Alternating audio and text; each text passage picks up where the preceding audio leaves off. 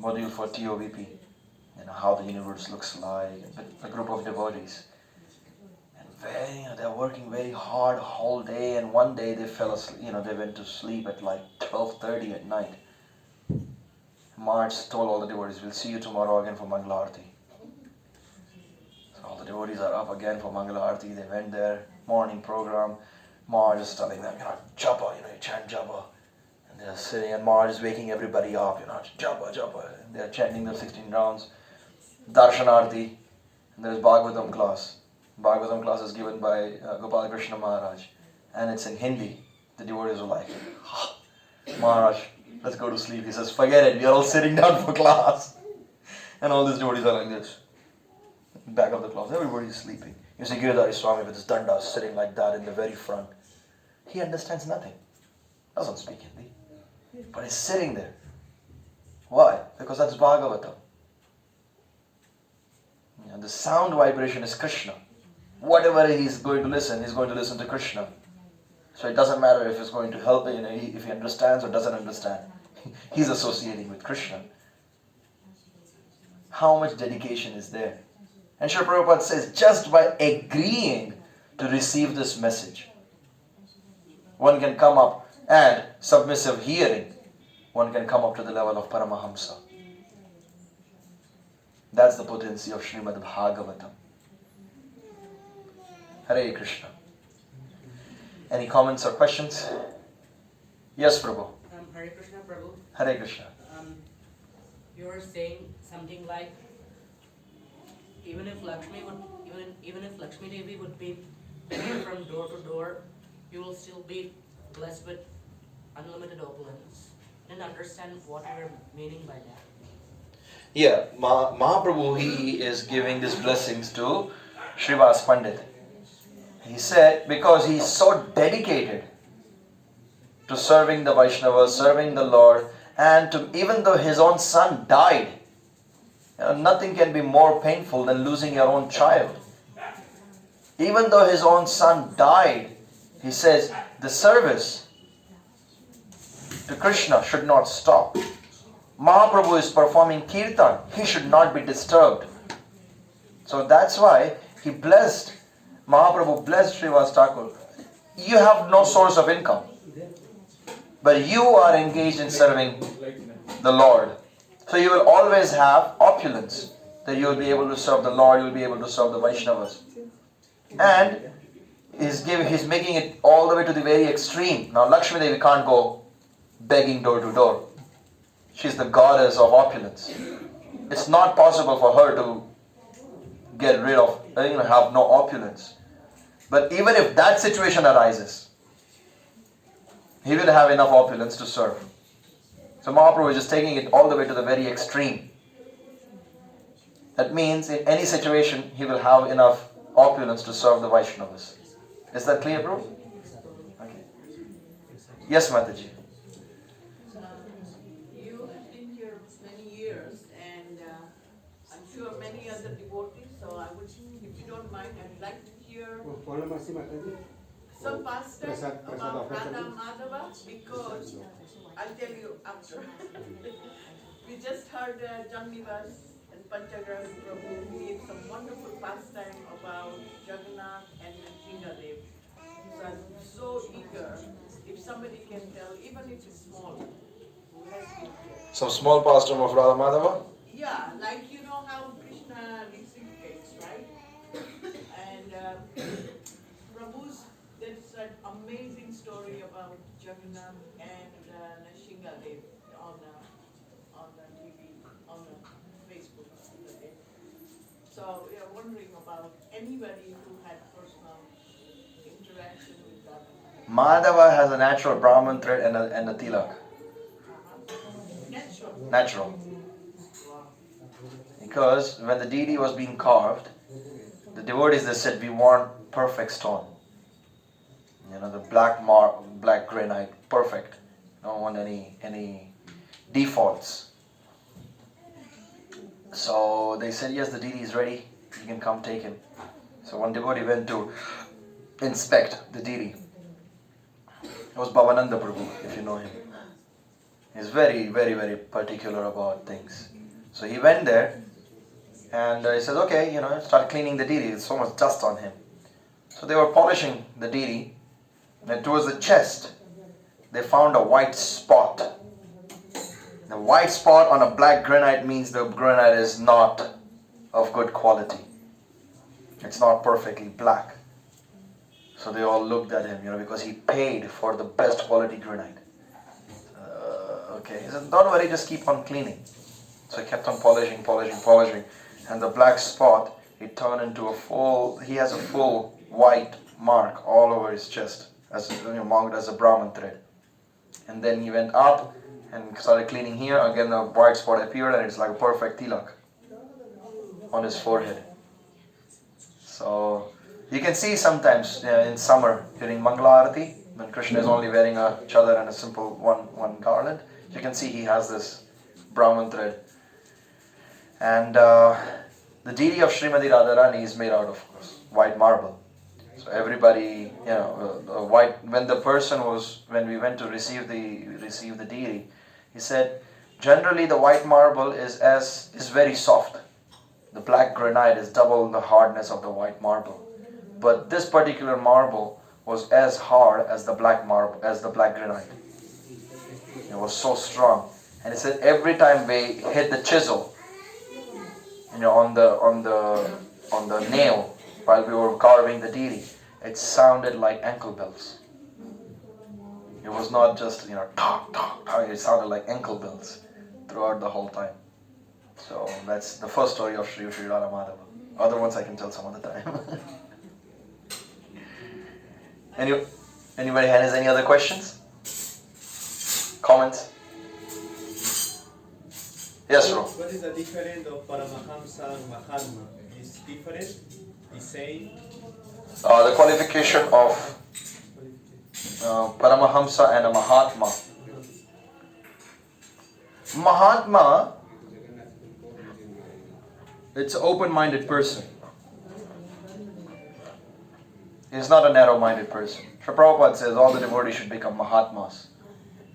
Because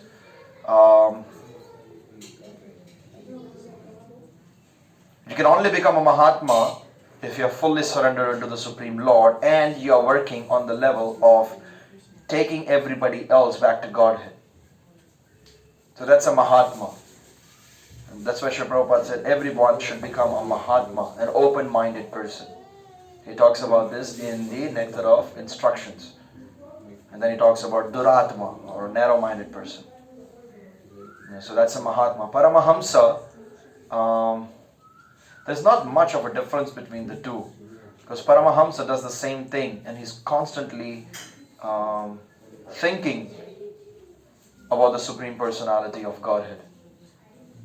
So I would say Paramahamsa is higher than a Mahatma, but basically as an activity they are the same. You have some comment on that, Prabhuji? I think the only Mahatma is some general. Yeah. Some people with severely consciousness. Yeah. Or big soul. Paramahamsa is one level of Mahatma. But he's a full-on, devotional aspect.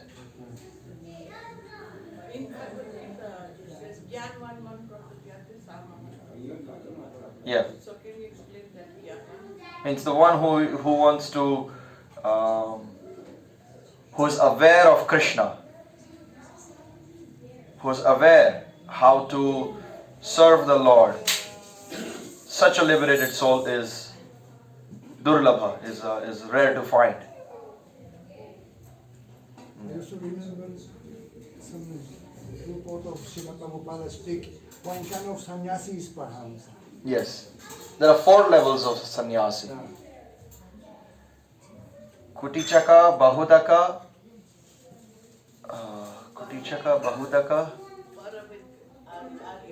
Parivrajaka, That is the last one. and no, Paramahamsa. Parivrajaka and Paramahamsa. Bahudaka is he still has some variety of connection with his family. And he lives in the outskirts of a village.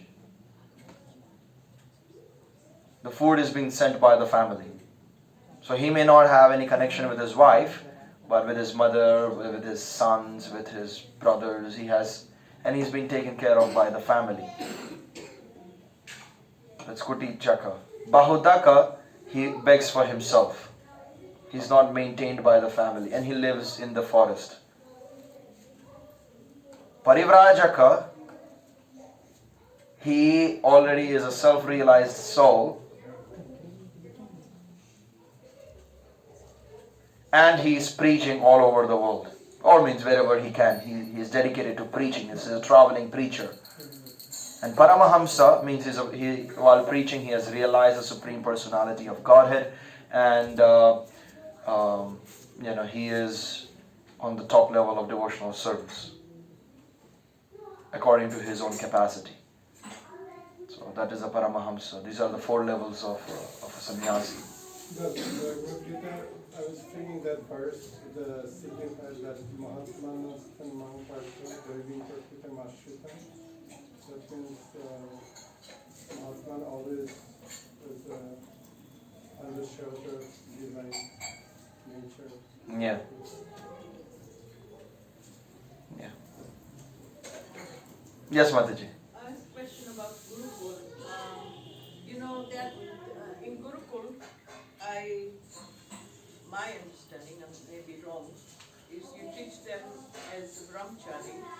Then next thing you know, when they graduate, they go back the people who go back to become a grahastha, I'm talking about them. Where do they get this training, or do they get the training about interaction, the rules of family life, duties, obligation? Because,